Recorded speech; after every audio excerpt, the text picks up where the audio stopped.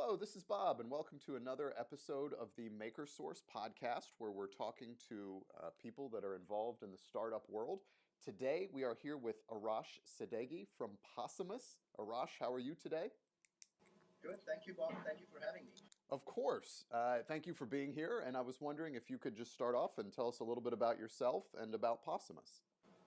Sure, absolutely. So, to give you the sort of the five-word short version of Possumus, what we're doing is intelligent management of parking resources. So we have sort of a hardware component and a software component. Basically, we're trying to solve the issue of parking, which is as you know is a mess everywhere. So. Um, what we discovered early on is that to really have an on-demand approach to parking, you really cannot circumvent the issue of having real-time sensory feedback from the parking spots themselves, and that's what we're doing. So we're sort of built these new generation of parking meters that are vision enabled, so they can tell if there's a car parked there or not, and then sort of they have a way of broadcasting that information to the passing motorists through colored beacons, and also to people who are sort of far away through a mobile application, basically. And this enables you to do all sorts of cool things like do short-term reservations of the spots, routing traffic around. All the payments is automated, and more importantly, the enforcement is automated. And yeah, that's sort of the very short version of what we do. Thank you for that. It sounds incredible. So if I have a visual, so I'm driving down the street and the a meter sort of in the distance will actually have a beacon that can kind of signal to me, hey, there's a spot available here, or I can even use an app to find out where sort of parking is available near me. Is that right? That's correct. So ideally, you would be driving down the street, and even before you have to interact with a meter or an app or anything, you would just say something like Siri Park Me, and it would find the closest spots and then take you to a spot. Once we sort of finish building the voice commands in there, but that's the idea, to completely streamline this process. As you know, the huge chunk of traffic on sort of busy streets, they say about 30 to 60% of all traffic in populated areas is from people circling around looking for parking spots, or double parked delivery vehicles blocking the road. So it could really we could really streamline this process. That's terrific, and especially for someone like me who is one of those people that believes there's always a closer spot. And so I will pass up open spots if I believe I can get closer. So I love that, because I think I certainly add to the problem circling the block and going up and down aisles. And this would make it much easier. So you mentioned that there's sort of a hardware and software component. So on the hardware side, what is it that you guys are actually building? So the hardware is actually a very simplified version of a meter, because we don't take any coins. So the idea is to do away with coins. We have provisions to take cards later on. We do that through OCR, sort of computer vision reads the card and then charges it to your account. But ideally, you would go through your app, because another thing about these parking transactions is that credit cards are not exactly optimized for doing these micro transactions, if you will. There is sort of an overhead into charging people, so it would make sense if you hooked up your bank account or card to your account on your app, and sort of you charged credit sort of to your phone. And on the hardware side, so it's sort of more of a, think of it as a glorified webcam. All the magic happens in the cloud. Sort of the vision algorithms and the deep learning algorithms are doing the hard work. But the meters themselves are sort of, you just have very sort of simplified and I must add, cheaply made electronics that compared to the existing meters, it's like a factor of 10 cheaper, because there are no moving parts and nothing can break down on these.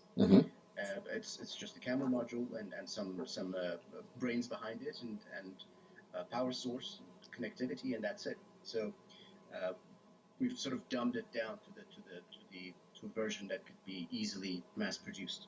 Wonderful. And just for the audience sort of listening, in the hardware world, cheap just means optimized for performance. So not poorly built. Yes, that you've removed a lot of the unnecessary sort of bells and whistles, which is terrific because any time we can save with a better solution, that's just awesome. And so aside from kind of the obvious that this is something everyone hates, how did you sort of come up with the idea? Was it, a personal problem, a reoccurring thing? What led to the inspiration? I got too many parking tickets. Parking is a huge premium, and as grad students, you sort of end up living away from the campus, and you have to commute. But then people resort to all kinds of tricks to be able to park during the day and have to move from this spot to that spot. So yes, it was more solving a problem that I had. And at the time, I was involved with this course on embedded systems design, and this is sort of using sensors to build little cars that do a lot of cool things. Mm-hmm. And yeah, this was a question for me. Why hasn't anybody actually incorporated sensors into the meters, which seemed like a very obvious thing to do. And it's sort of I looked around and saw some approaches that are already out there, but they're sort of rely on sort of these buried sensors, and you have to dig and put these sensors in the ground, and they're not as accurate. And one advantage of vision is that the depth of sort of information you get from vision is so much larger than sort of zeros and ones you get from proximity or magnetic loop sensors, for example. Mm-hmm. And with vision, you could do all sorts of interesting things like enforcement. You could read number plates. You could automate the enforcement side completely. And yes, that's where it started. And the more I traveled to places like Manhattan and Philly, and the problems with parking, that sort of reinforced my commitment to do something about this. If you think about this, the parking industry, it's a very unique product or commodity. Mm-hmm. You're not really selling anything to people. It's not a product. You're not even renting anything. It's all of it is about customer experience. Mm-hmm. Virtually, it's a sort of people park for a short period of time. You cannot even, you could classify the enforcement side of it as a service, Mm-hmm. but then it's mostly just about customer experience. And if you were to sort of rank industries in order of customer satisfaction, I think parking comes somewhere close to the very bottom of it. And that also made me think, well, there must be a better way of dealing with people that is not predatory or sort of trying to take advantage of them and sort of ticket them if they make a mistake or if they don't have enough coins. Mm-hmm. So yeah, that's where I saw the opportunity. It's a place where it's a huge pain point. Well, that's terrific. I mean, the best products, at least in my opinion, are ones that solve sort of these everyday problems, because those are the ones that really make the world a better place. Because as you mentioned, blockchain is fantastic, but not really something I encounter in the day to day. Whereas parking absolutely is. With these spots, I don't know a lot about how it works, but who actually owns the spots? Is it, kind of a storefront to a business? Is it a city or municipality? So that the current implementation that we have is we've built it so that it's easily transferable to different modes of operation. So Mm-hmm. imagine right now it's built in a shape of a pillar that you sort of replace an existing meter with. Mm-hmm. So the meter head comes off and this thing goes over poles. But you could easily imagine we have sort of smaller designs.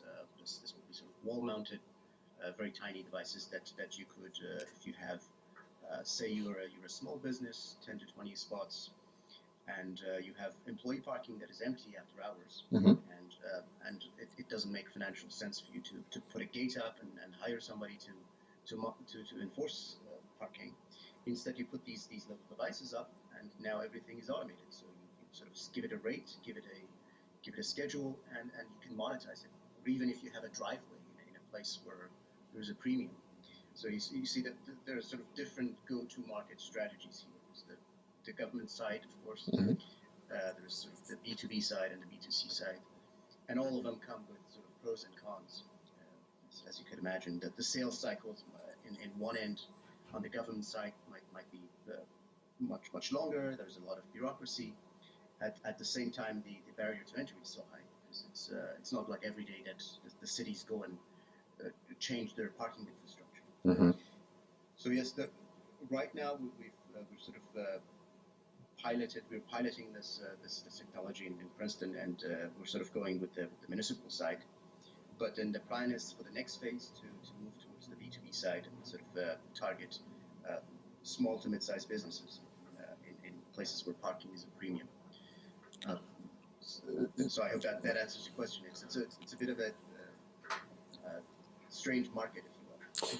No, it does. It actually makes a lot of sense. And when my wife and I go out to events, we'll typically not park. So, think of a concert or a sporting event, at the stadium if there's a sort of nearby business, because they'll typically offer lower rates and better parking. And so your explanation about, people with proximity to sort of those high traffic areas and events makes a ton of sense. And sounds like a much more efficient option for them to be able to monetize parking and even control it. If they wanted to keep some reserved for customers and some for the event and things like that, it makes a ton of sense. Absolutely, and to add to that, there is the point of not only monetize it, but sort of let people know that they're available. You see, Mm-hmm. there's so much inventory sitting out that is not utilized. Mm-hmm. And when was the last time you saw an ad for a parking lot? The extent of the marketing is the little sign that they have in front. Like, so if you would say, oh, look, we have this user base that on a regular basis are using the spots around you. Now you just put these little tiny vision devices up, and you become a node in our sort of marketplace. So that's the sort of selling point there. In addition to the monetization. Very interesting. So we've talked a little bit about the meters themselves, which I believe you said are called the pillar. So could you talk us through kind of the app a little bit and what that looks like and what kind of the user experience would be? Yes. So the app is called Park. Mm-hmm. Just called Park, and yes, in terms of user experience, so we're sort of testing things out right now to try and find the bottlenecks. Mm-hmm. But what we found is it's very intuitive. So you just see a map screen with potential spots showing up as red and green pins. Once you select these spots, it will give you information about the schedule, days of the week, times of the day. So you don't have to rely on these sort of very complicated street signs and then get towed away, Mm-hmm. And also how much it costs, and that's it. So you just press park here, or you tap and hold, and you start a routing session. So what happens is that the meter takes that spot offline, so nobody else can park there through the colored beacons.